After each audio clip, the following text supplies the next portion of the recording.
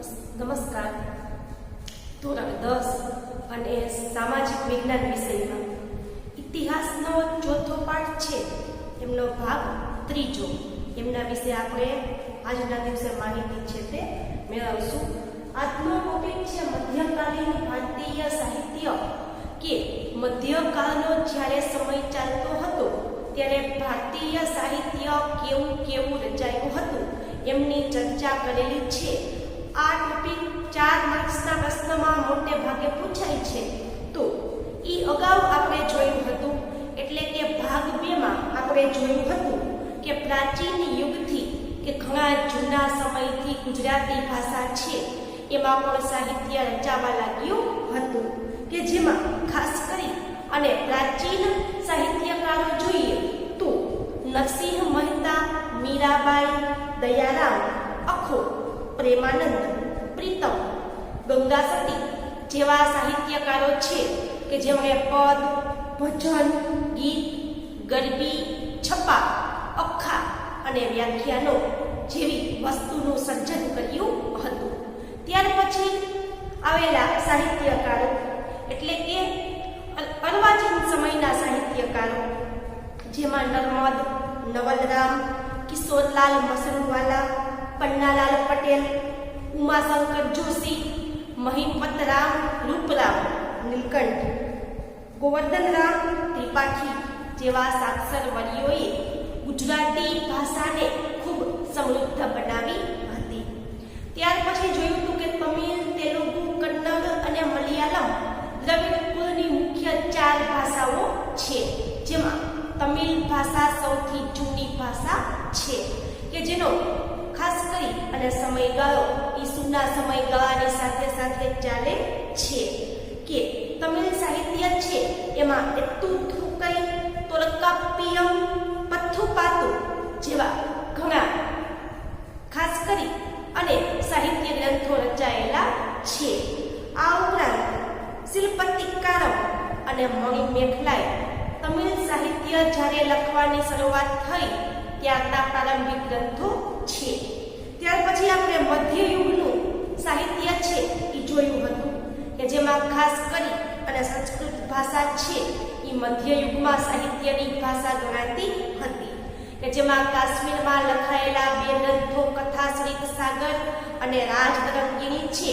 આ બંને ગ્રંથો કાશ્મીરમાં ઇતિહાસને આલેખતા મહત્વના ગ્રંથો છે.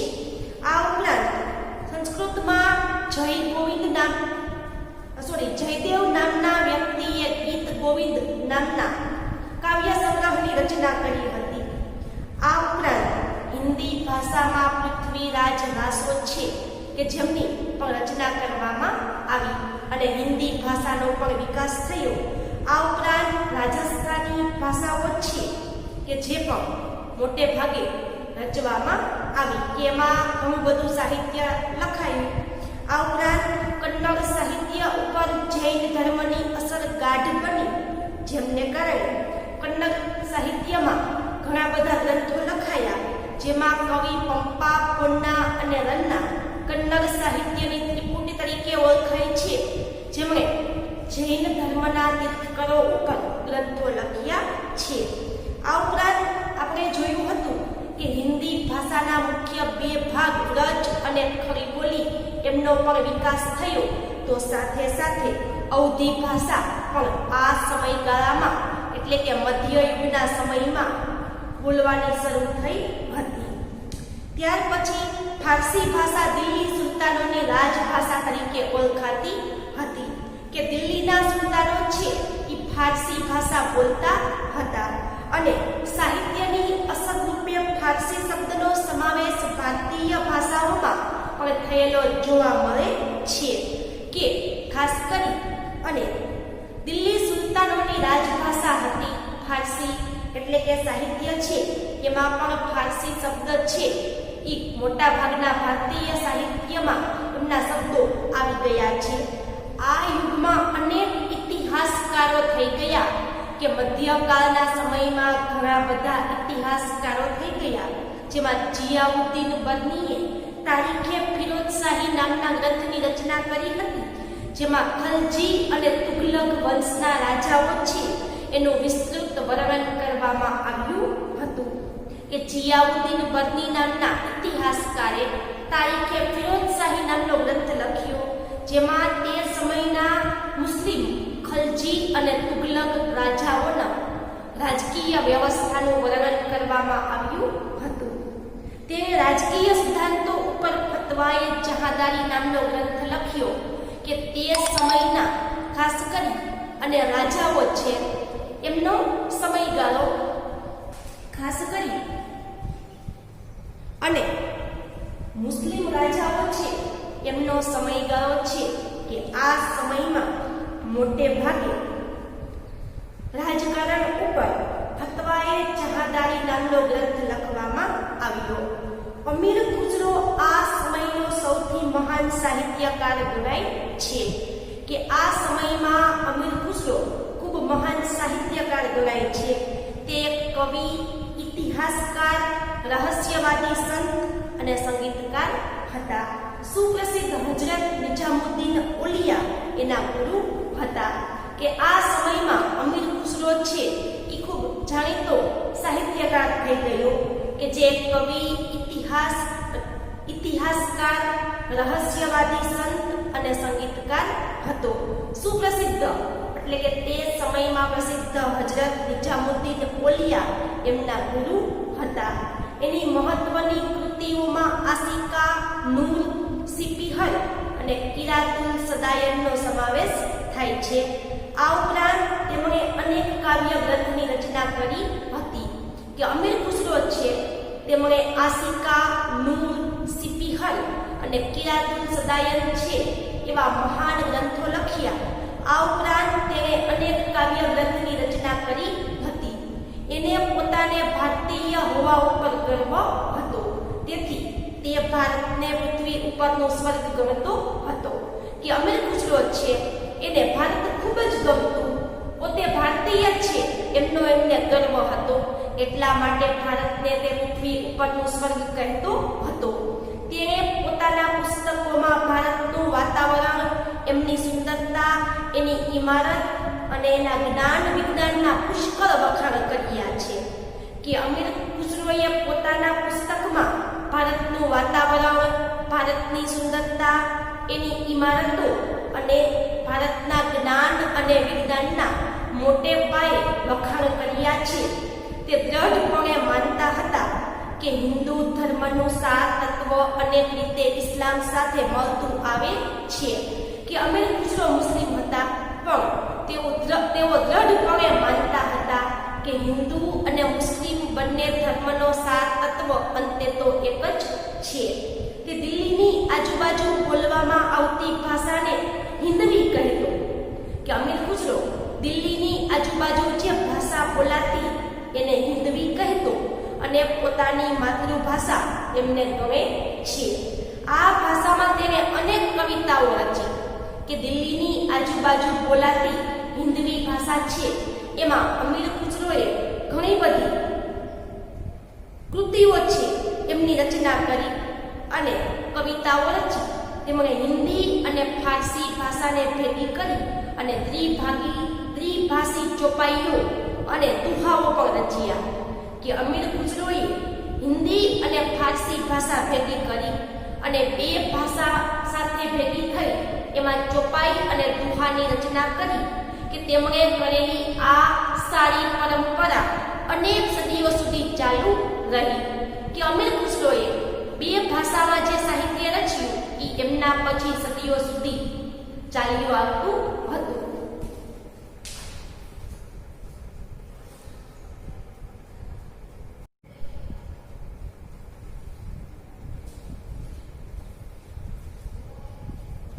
પ્રાદેશિક ભાષાઓ અને તેના સાહિત્યને પ્રાદેશિક શાસકોએ વેગ આપ્યો.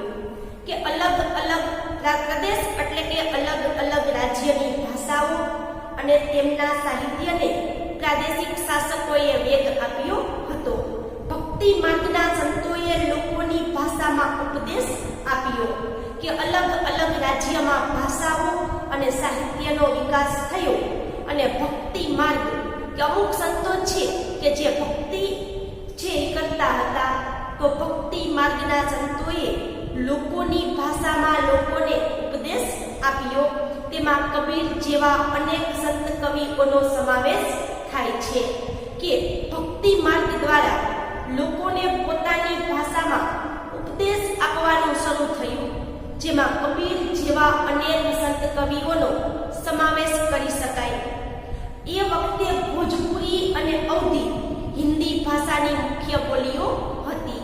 એટલે કે મધ્યયુગના સમયગાળામાં ભોજપુરી અને અવધી હિન્દી ભાષાની મુખ્ય બોલીઓ ગણાતી હતી. એમાં કબીરની રચનાઓ મુખ્યત્વે સદુકડી લોકબોલીમાં લખાયેલી છે. પરીક્ષામાં 1 માર્ક્સના પ્રશ્નમાં પૂછી શકાય કે કબીરની રચનાઓ મુખ્યત્વે કઈ ભાષામાં રચાયેલી છે, તો કે સદુકડી લોકબોલીમાં રચાયેલી છે. એના દોહરાઓ લોક સાહિત્યનો અંગ બન્યા. કે કબીરના દોહરાઓ છે એટલે કે દોહા લોક સાહિત્યનું મહત્વનું અંગ બન્યા. મલિક મુહમ્મદ જાયસીએ અવધીમાં પદ્માવત નામનું મહાકાવ્ય લખ્યું. કે મલિક મુહમ્મદ જાયસી નામના મુસ્લિમ વિદ્વાને અવધી ભાષામાં પદ્માવત નામનું મહત્વનું મહાકાવ્ય છે તે લખ્યું. આ ઉપરાંત તુલસીદાસનો પ્રસિદ્ધ ગ્રંથ રામચરિતમાનસ આ સમયે અવધી ભાષામાં લખાયો. કે કવિ તુલસીદાસ છે કે જેમણે રામાયણના પ્રસંગ ઉપર ખાસ કરીને ભગવાન રામ અને હનુમાનજી ઉપર જે પોતાના સાહિત્યની રચના કરી, જે રામચરિતમાનસ તરીકે જાણીતું છે. કે આપણને બધાને હિન્દુ ધર્મની અંદર ખબર છે કે મોટે ભાગે રામચરિતમાનસ છે એમાં ભગવાન રામ છે, એમના જીવનને આલેખતો આ ગ્રંથ છે. તો એમની રચના એટલે કે રામચરિતમાનસની રચના કવિ તુલસીદાસ છે તેમણે અવધી ભાષામાં કરેલી હતી. આ યુગમાં અવધી ભાષામાં બીજા અનેક કવિઓ થઈ ગયા. આ યુગમાં હિન્દી ઉપરાંત બીજી ભાષામાં પણ સાહિત્ય રચાયું. કે આ સમયગાળામાં હિન્દી ભાષા ઉપરાંત અન્ય ભાષામાં પણ સાહિત્ય લખાયું. જેમ કે બંગાળના સુલતાનોના આશ્રયે રહી અને કૃતિવાસે બંગાળીમાં રામાયણ અને પ્રસિદ્ધ કવિ ચંડીદાસે સેંકડો ગીતો રચ્યા.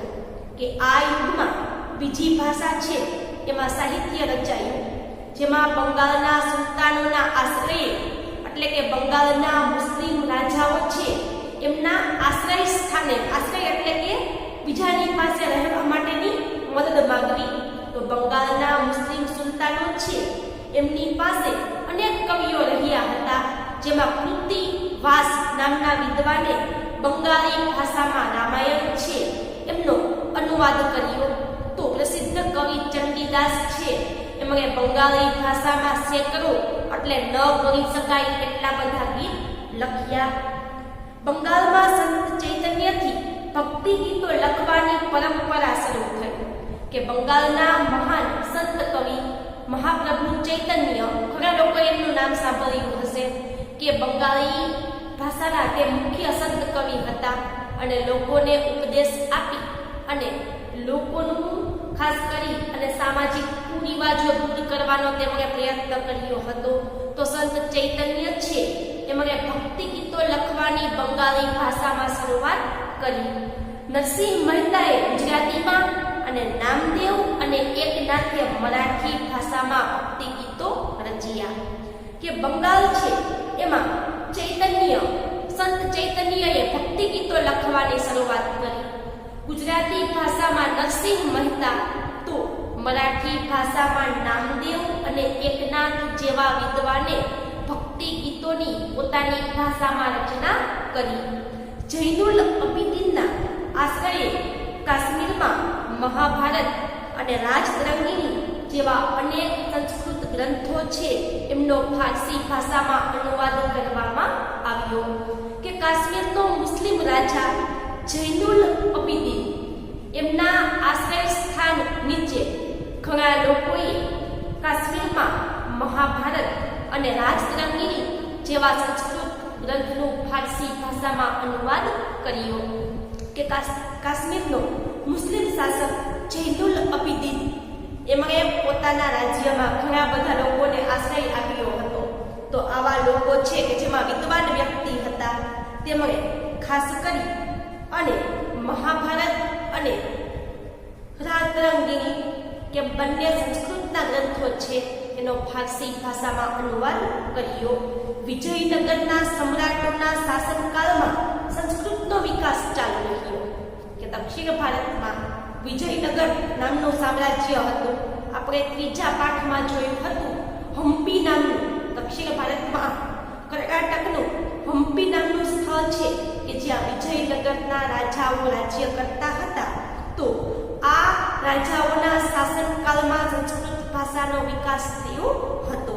આમ છતાં આયુ તેલુગુ સાહિત્યના વિકાસનો મહત્વપૂર્ણ કાળ ગણાય છે. કે મધ્યકાળના સમયમાં વિજયનગરમાં મોટાભાગના ગ્રંથ સંસ્કૃત ભાષામાં લખાયા હતા. છતાં પણ આ સમયગાળો તમિલ ભાષાના વિકાસનો મહત્વનો સમયગાળો મધ્યયુગ ગણાય છે. વિજયનગરનો મહાન સમ્રાટ કૃષ્ણદેવરાય તેલુગુ અને સંસ્કૃતના લેખક હતા. કે વિજયનગરના મહાન રાજા કૃષ્ણદેવરાય જે સંસ્કૃત અને તેલુગુ બંને ભાષા છે એમાં તેમણે અનેક ગ્રંથો લખ્યા, એટલે તે તેલુગુ અને સંસ્કૃતના મહાન લેખક હતા. તેમણે અમુક્તમાલ્યદા ગ્રંથની રચના કરી હતી. કે વિજયનગરના સમ્રાટ કૃષ્ણદેવરાય છે તેમણે તેલુગુ ભાષામાં અમુક્તમાલ્યદા નામના ગ્રંથની રચના કરી હતી. મુઘલ શાસન દરમિયાન વાસ્તુકલા અને અન્ય કલાની સાથે સાહિત્યનો વિકાસ પણ થયો. કે મુઘલ શાસન જ્યારે ભારતમાં હતું ત્યારે અનેક પ્રકારની કલાઓ વિકસી હતી, જેમાં ચિત્ર, સંગીત, નૃત્ય અને ખાસ કરી અને શિલ્પ, સ્થાપત્ય અને સાહિત્ય છે એનો વિકાસ પણ થયો હતો. પ્રથમ મુઘલ બાબર તુર્કી ભાષામાં તુઝુકે બાબરી નામે આત્મકથા લખી. કે પ્રથમ મુઘલ બાબર કે બાબર છે એમણે ભારતમાં પોતાનું દિલ્હીમાં શાસન સ્થાપ્યું. તો ભારતમાં આવનારો પ્રથમ મુઘલ શાસક બાબર છે એમણે તુર્કી ભાષામાં પોતાની આત્મકથા તુઝુકે બાબરી નામથી લખી હતી, જેનું ફારસીમાં બાબરનામા તરીકે ભાષાંતર કરવામાં આવ્યું. કે ભારતમાં આવેલો પ્રથમ મુઘલ બાદશાહ બાબર છે એને પોતાના જીવન ઉપર તુર્કી ભાષામાં તુઝુકે બાબરી નામની આત્મકથા લખી, જેને ફારસીમાં બાબરનામા નામથી અનુવાદિત કરવામાં આવી. હુમાયુની બહેન ગુલબદન બેગમે હુમાયુનામા લખ્યું. કે અન્ય મુઘલ શાસક હુમાયુ છે એમની બહેન ગુલબદન બેગમે પોતાના ભાઈના જીવન ઉપર હુમાયુનામા નામનું પુસ્તક લખ્યું. જહાંગીરે તુઝુકે જહાંગીરી નામની પોતાની આત્મકથા લખી. કે બાબરે તુઝુકે બાબરી, હુમાયુની બહેન ગુલબદન બેગમે હુમાયુનામા અને જહાંગીર પોતે પોતાના જીવન ઉપર તુર્કી ભાષામાં તુઝુકે જહાંગીરી નામની પોતાની આત્મકથા લખી. ઔરંગઝેબ સિદ્ધહસ્ત લેખક હતો. કે ઔરંગઝેબ છે એ તો નકશીક લેખક હતો, એટલે કે ઔરંગઝેબ છે એ બહુ જ સુંદર લેખન કાર્ય કરતો હતો. તેણે અનેક સુંદર ગ્રંથોની રચના કરી હતી. કે તે સારામાં સારો લખી શકતો હતો. છેલ્લો મુઘલ સમ્રાટ બહાદુર શાહ જફર પણ ઉર્દુ કવિ હતો. કે છેલ્લો મુઘલ સમ્રાટ બહાદુર શાહ જફર છે એ પણ ઉર્દુ ભાષાનો જાણીતો કવિ હતો. તુલસીદાસ અને સુરદાસે આ યુગમાં હિન્દી ભાષાના મહાન સાહિત્યકારો થઈ ગયા. કે હિન્દી ભાષામાં તુલસીદાસ અને સુરદાસ બંને મહાન સાહિત્યકારો થઈ ગયા. કવિ કેશવદાસે પ્રેમ અને વિરહના વિષય પર સાહિત્ય રચ્યું હતું. કે હિન્દી ભાષામાં તુલસીદાસ અને સુરદાસ મહાન વિદ્વાનો છે. આ ઉપરાંત કેશવદાસ છે જેમણે હિન્દી ભાષામાં પ્રેમ અને વિરહ એટલે કે જુદાઈ કે પ્રેમ અને જુદાઈના વિષય ઉપર સાહિત્ય લખ્યું. રહીમના દોહરા દેશના ઘણા ભાગોમાં આજે પણ પ્રસિદ્ધ છે. કે રહીમે લખેલા દોહા કે દુહા આજે પણ ઘણા બધા ભારતના રાજ્યોમાં પ્રચલિત છે. આ સમયે ફારસી ભાષામાં અનેક નોંધપાત્ર પુસ્તકો લખાયા. કે મધ્યયુગના સમયગાળામાં ફારસી ભાષામાં અનેક પ્રકારના નોંધપાત્ર પુસ્તકો લખાયા. અબુલ ફઝલે આઈને અકબરી અને અકબરનામા લખ્યું. કે ફારસી ભાષામાં અનેક વિદ્વાનો થઈ ગયા, જેમાં અબુલ ફઝલ નામના વિદ્વાને આઈને અકબરી અને અકબરનામા જેવા ગ્રંથ તે સમયના મુઘલ બાદશાહ અકબર ઉપર લખ્યા. કે મુઘલ બાદશાહ અકબરના દરબારનું એક રત્ન એટલે કે અબુલ ફઝલ તેમણે પોતાના રાજા અકબર ઉપર ફારસી ભાષામાં આઈને અકબરી અને અકબરનામા નામનો ગ્રંથ લખ્યો. આઈને અકબરીમાં ભારતીય રીત રિવાજ, શિષ્ટાચાર, ધર્મ, દર્શન, આર્થિક સ્થિતિ અને જીવનના લગભગ તમામ પાસાઓનું વિસ્તૃત વર્ણન કરવામાં આવ્યું છે. કે આઈને અકબરી છે, પરીક્ષામાં 2 માર્ક્સના પ્રશ્નમાં પૂછી શકાય કે આઈને અકબરી ગ્રંથમાં શેની માહિતી છે? તો કે તે સમય એટલે કે મધ્યકાલીન ભારતીય સમયના રીત રિવાજો, શિષ્ટાચાર એટલે કે સારું અને ખરાબ વર્તન, એમની વચ્ચેનો ભેદ કે સારું વર્તન કરવું. ત્યાર પછી ધર્મ, દર્શન એટલે કે ધર્મ ઉપર ઊંડું વિચાર કરી અને દર્શન લખવામાં આવે તે સમયની આર્થિક સ્થિતિ અને જીવનના લગભગ તમામ પાસાઓ છે એમનું વિસ્તૃત વર્ણન આઈને અકબરી નામના ગ્રંથમાં અબુલ ફઝલે કરેલું છે. એક ઐતિહાસિક કૃતિ તરીકે આ ગ્રંથ ઘણો જ મૂલ્યવાન છે. કે આઈને અકબરી ગ્રંથ છે એ એક ઐતિહાસિક કૃતિ ગણાય છે અને આ ગ્રંથ ખૂબ જ મહત્વનો છે. અબુલ ફઝલનો ભાઈ ફૈઝી ફારસી ભાષાનો એક મહાન કવિ હતો. કે અન્ય અબુલ ફઝલ છે એમનો ભાઈ ફૈઝી કે જે પણ મુઘલ શાસન દરમિયાન થઈ ગયો, ખાસ કરીને મધ્યકાલીન સમયમાં. તો અબુલ ફઝલ છે એમનો ભાઈ ફૈઝી ફારસી ભાષાનો એક મહાન કવિ હતો. તેણે અનેક સંસ્કૃત ગ્રંથોનો ફારસી ભાષામાં અનુવાદ કર્યો હતો. કે ફૈઝી જે અબુલ ફઝલનો ભાઈ હતો, જે ફારસી ભાષાનો મહાન સાહિત્યકાર હતો, તેમણે અનેક સંસ્કૃત ગ્રંથો છે એનો ફારસી ભાષામાં અનુવાદ કર્યો હતો. કોણે? તો કે ફૈઝીએ. અકબરે મહાભારત, રામાયણ, અથર્વવેદ, ભગવદ્ ગીતા અને પંચતંત્ર જેવા ગ્રંથોનો અનુવાદ કરવા માટે એક અલગ ખાતાની સ્થાપના કરી હતી. કે અકબર છે એમણે પોતાના શાસનકાળમાં મહાભારત, રામાયણ, અથર્વવેદ, ભગવદ્ ગીતા અને પંચતંત્ર જેવા સંસ્કૃત ભાષાના મહાન સાહિત્ય ગ્રંથો છે એમનો અનુવાદ કરવા માટે પોતાના રાજ્યમાં એક અલગ ખાતાની સ્થાપના કરી હતી. અને આ ખાતું છે એ મહાન ગ્રંથો છે એનો ફારસી ભાષામાં અનુવાદ કરી અને નવા પુસ્તકો છાપતું હતું. અકબરના સમયમાં ઇતિહાસના ઘણા ગ્રંથો લખાયા. કે અકબરનો શાસનકાળ જ્યારે ચાલતો હતો ત્યારે ઇતિહાસમાં ઘણા બધા ગ્રંથો છે તે લખાયા. મધ્યયુગની સૌથી મહત્વની ઘટના ઉર્દુ ભાષાના જન્મની છે. પરીક્ષામાં 1 માર્ક્સના પ્રશ્નમાં પૂછી શકાય કે મધ્યયુગની સૌથી મહત્વની ઘટના કઈ? તો કે ઉર્દુ ભાષાનો વિકાસ થયો તે અને જન્મ થયો. કે મધ્યયુગમાં ઉર્દુ ભાષા જન્મી અને વિકાસ પામી. આ નવી ભાષા સાહિત્યની દ્રષ્ટિએ સૌથી સમૃદ્ધ એવી અન્ય આધુનિક ભાષાની હરોળમાં આવી ગઈ. કે ઉર્દુ ભાષા છે એ સાહિત્યની દ્રષ્ટિએ જોઈએ તો સૌથી સમૃદ્ધ અને અન્ય આધુનિક ભાષાઓ હતી. કે મધ્યયુગની અન્ય આધુનિક ભાષાઓની સાથે સાથે ઉર્દુ ભાષા પણ ઝડપથી વિકાસ પામી.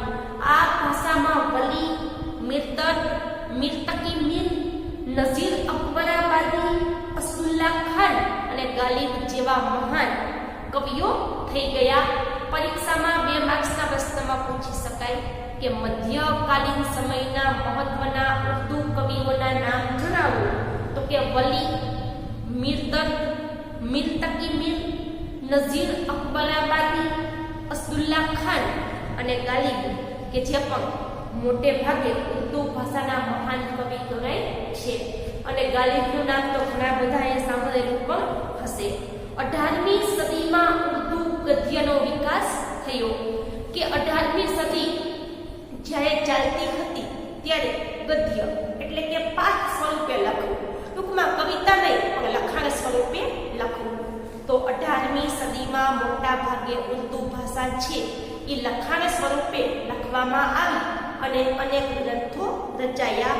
સંસ્કૃતના મોટા ભાગના ઐતિહાસિક ગ્રંથોનું ઉર્દુ ભાષામાં રૂપાંતર થવા લાગ્યું. કે મધ્યકાલીન સમયમાં સંસ્કૃતના મોટા ભાગના ગ્રંથો છે જે ઉર્દુ ભાષામાં એમનો અનુવાદ થવા લાગ્યો અથવા તો એમનું ભાષાંતર સંસ્કૃતમાંથી ઉર્દુ ભાષામાં કરવા લાગ્યું. આ ઉપરાંત ઉર્દુમાં અનેક મૌલિક ગદ્ય ગ્રંથો તૈયાર થયા. કે ઉર્દુ ભાષાની અંદર ગદ્ય ગ્રંથો એટલે કે વાંચી શકાય એવા અનેક વાંચી શકાય એવા ગ્રંથો ઉર્દુ ભાષામાં વિકાસ પામ્યા. જેમાં મોહમ્મદ હુસેન આઝાદનો દરબારે અકબરી મહત્વનો ગ્રંથ છે. કે ઉર્દુ ભાષામાં મૌલિક એટલે શું? કે પોતાની જાતે કાંઈ નવું વિચારે અને પોતાની જાતે કાંઈ નવું સર્જન કરે એને મૌલિક કહેવાય.